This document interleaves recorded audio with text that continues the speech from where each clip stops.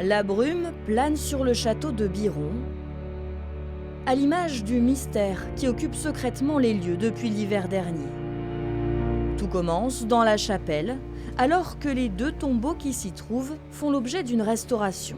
Quand ils ont commencé à regarder et à refaire cet enduit, c'est là qu'ils ont découvert qu'il y avait donc un cercueil à l'intérieur du tombeau, ce qui n'était pas du tout prévu et ce qui a été une grande surprise pour tout le monde à ce moment-là.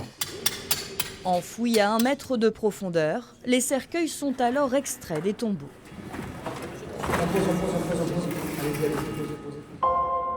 Rien ne laissait présager de la découverte que les chercheurs allaient faire. Regardez cet amas d'ossements parfaitement triés et rangés dans l'un des cercueils. Il s'agirait de restes de pas moins de 6 individus, mais qui sont-ils?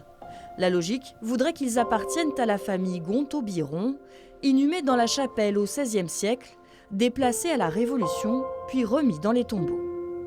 On va peut-être pouvoir établir des liens de parenté entre eux, puisqu'on va essayer de faire des recherches ADN. Mais ensuite, savoir qui est qui, ça, ce sera pas possible. Au-delà de la généalogie, ce qui intéresse particulièrement les chercheurs, c'est la technique d'embaumement des crânes. Nous, ici, en Périgord et en Gironde, on a très peu d'exemples. Donc c'est vrai que le cas de Biron, en fait, apparaissait intéressant puisque ça permettait d'augmenter finalement notre corpus et de mieux comprendre ce qui se passe à cette période. La phase de fouille est terminée. L'étude commencera l'année prochaine, sous le contrôle de la Direction régionale des affaires culturelles. C'est vraiment des résultats qui vont être diffusés au fur et à mesure, qui sont, de portée nationale ou voire internationale. Le château de Biron est un monument majeur de la Dordogne.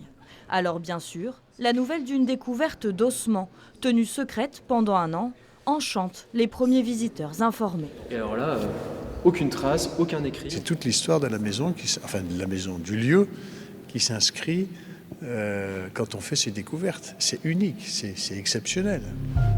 À la fin de l'étude scientifique, qui pourrait durer 2 à 3 ans, les ossements devraient être rendus au château de Biron.